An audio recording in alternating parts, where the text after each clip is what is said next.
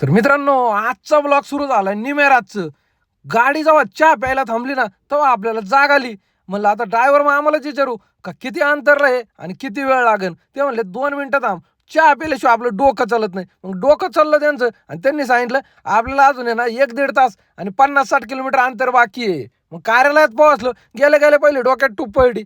का रे, झोपायची काय व्यवस्था आहे? पण झोपायची व्यवस्था नवरदेवाने अतिउत्तम केली. कारण झोप नाही झाली तर काम बी नीट होत नाही बरं का. सकाळी जाग आली तर 9-10 वाजल्या होत्या. चहा पाण्याचा विषय काहीतरी करायचा होता. त्याच्यामुळे नाश्त्याला आलो इकडं आणि मग इथं बघितलं ते कशात बी रस्सा टाकून देत होते. भेळ घ्या, वडा घ्या, काही का असं ना, पण चव मात्र बेस्ट होती बरं का. दुपारी 11:30-12 वाजता आपल्या ज्या कामासाठी आलो त्या कामाला सुरुवात झाली. नवरीकडं अंघोळीसाठी तयार होती आणि आपण आपले कॅमेरे घेऊन फोटोग्राफीसाठी तयार होतो. सध्या हळदीमध्ये आहे ना येलो ट्रेंड फॉलो करायचं काम चालू आहे. म्हणजे सगळेच मित्रमंडळी असून द्या, नातेवाईक असून द्या, हे पिवळेच कपडे घालून येणार बरं का. आई वडील, मावश्या, माम्यांनी मस्तपैकी नाचत गाजत आहे ना हळद स्टेजकडे घेऊन आले आणि हळद लावायची पद्धत पण मस्त होती बरं की. इकडं अगोदर 5 जोड्यांनी नवरदेव नवरीला हळद लावायची आणि बाकीच्यांनी नंतर. दुपारच्या मेनू होता डाळ बाटी. जेव किती काढा फेमस मेनू आहे बरं का.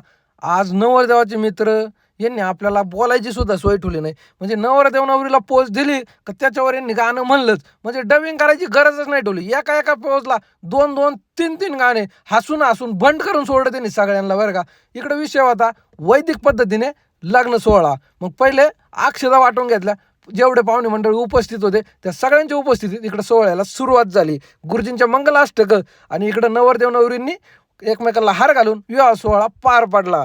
त्याच्यानंतरचा विषय होता कन्यादानाचा. कन्यादानासाठी भरपूर उशीर झाला होता कारण भरपूर कन्यादान होते आणि हे सगळे विधी बघण्यासाठी नवरदेव नवरीचे मित्र हजरच होते. त्यानंतर आपण आपला सेटअप लावला, जे फॅमिली पोर्ट्रेट होते ते घेण्यासाठी. इकडे डान्स बघा एकदम मस्त आहे बरं का.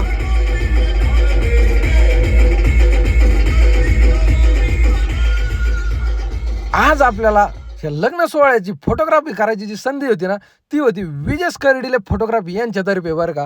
कार्यक्रम होता धुळ्यातल्या नक्षत्र रिसॉर्टमध्ये. नवरदेवाची एंट्री झाली आणि पुढा प्रोग्राम मस्तपैकी पार पडला. रात्री 12 वाजता आपण आपल्या क्रुझर गाडीत बसून निघालोय घरी.